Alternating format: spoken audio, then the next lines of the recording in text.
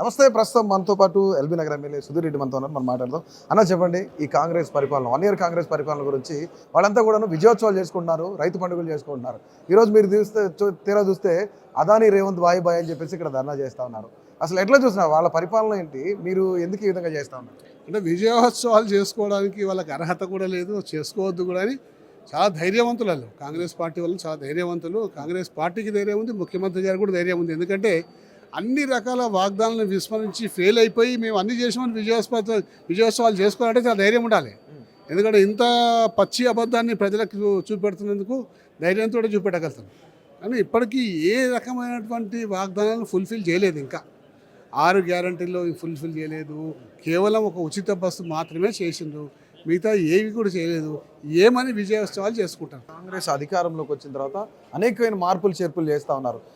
తెలంగాణ తల్లి విగ్రహం కానివ్వండి, టీఎస్ని టీజీగా మార్చడం కానివ్వండి, అలాగే చాలా మార్పులు చేస్తూ ఉన్నారు. ఉపయోగం దానివల్ల ప్రజలకు ఏం ఉపయోగం ఉంది? టీజీ చేయడం వల్ల ఏం ఉపయోగం ఉంది? గవర్నమెంట్కి అదనపు ఖర్చు. తెలంగాణ తల్లి విగ్రహాన్ని మార్చడం వల్ల ఏం ఉపయోగమైంది? మాతృత్వం కానీ దైవత్వం కానీ ఉట్టిపడాలి. ఒక విగ్రహంలో ఉట్టిపడినప్పుడే ప్రజలు దాన్ని గౌరవిస్తారు, ఓ తల్లిలాగా దాన్ని కొలుస్తారు. కాబట్టి అటువంటి ఉట్టిపడే విగ్రహాన్ని గతంలో పెట్టినప్పుడు దాన్ని మార్చాల్సిన అవసరం ఏముంది? ఇప్పుడు ఏముంది దాన్ని మార్చాల్సిన అవసరం? సో ఇప్పుడు మీరేమో hi Adani Revanth bye bye అని చెప్పేసి మీరు చెప్తా ఉన్నారు.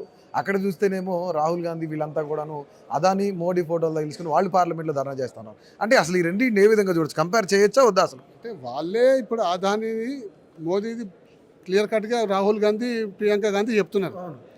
ఇప్పుడు హైదరాబాద్లో కానీ బయట ఏదో రాష్ట్రాల్లో మీటింగ్లు అయితే ఏం చేస్తారు? ఇదే రాహుల్ గాంధీ, ఇదే రేవంత్ రెడ్డి గారు మోదీ మన అదాని బాయి అని చెప్పి దేశాన్ని దోసుకుంటుందని చెప్పి చెప్తారు.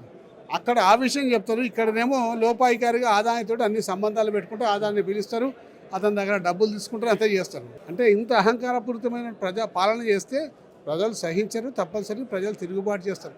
రైట్. ఇక్కడ వాళ్ళు చెప్తా ఉన్నారు, రేవంత్ రెడ్డి గారిని కాంగ్రెస్ పార్టీ ప్రభుత్వం వచ్చిన తర్వాత ఇది స్వర్ణయుగంగా మారింది. దాదాపుగా 54,000 కోట్ల పైచిలకు రైతు రుణమాఫీ చేసాం, 20 లక్షల మందికి రైతులకి రుణమాఫీ చేసాం, 500కి గ్యాస్ సిలిండరు, ఉచిత బస్సు, ఉచిత కరెంట్ ఇవన్నీ ఇస్తామని చెప్తున్నారు. స్వర్ణయుగంగా చెప్పుకుంటున్నారు. అంటే ఇస్తానని ఇచ్చినే చెప్తున్నాం, ఇవన్నీ ఏమున్నాయి చెప్తున్నాం మేము.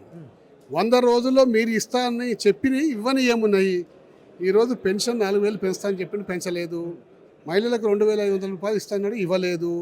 మరి తులం బంగారం ఇస్తానని చెప్పిండు, ఇవ్వలేదు. రైతు బంధు పథకం ఇస్తానని చెప్పిండు, ఇవ్వలేదు. స్కాలర్షిప్లు లేవు.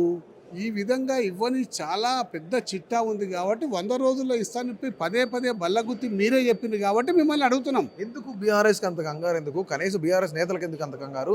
కేవలం 1 సంవత్సరం లోపే మేము అన్నీ చేసామని చెప్పేసి నిన్న ఆయన చెప్తా ఉన్నారు, దుద్దిల శ్రీధర్ బాబు గారు చెప్తా ఉన్నారు. మాకెందుకు కంగారండి? మీరే చెప్పిందిగా 100 రోజుల్లో ఇస్తామని. అందుకనే అడుగుతున్నాము.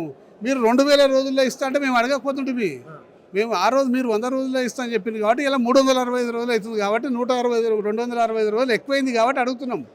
కాబట్టి అది వాళ్ళకి నచ్చలేదు. 100 రోజుల్లో ఇస్తాన సంగతి మీరు అందరూ వీడియోలో వేసి మేము అందరూ చూపెడతాం. ఇవాళ 265 రోజులు ఎక్కువైపోయింది, అయినా ఇస్తలేరు. కాబట్టి అది మేము ప్రశ్నిస్తుంటే ఆయనకు నచ్చలేదు. చివరిగా ఒక్క మాటలో కాంగ్రెస్ పరిపాలన గురించి చెప్పాలంటే వాళ్ళు స్వర్ణయుగం అంటున్నారు. బీఆర్ఎస్ నేతగా, బీఆర్ఎస్ ఎమ్మెల్యేగా మీరేం చెప్తారు? మట్టి యుగం అంటే ఇంత దారుణమైనటువంటి నా రాజకీయ జీవితంలో ఎప్పుడు చూడలేదు, ఫస్ట్ టైం చూస్తున్నా.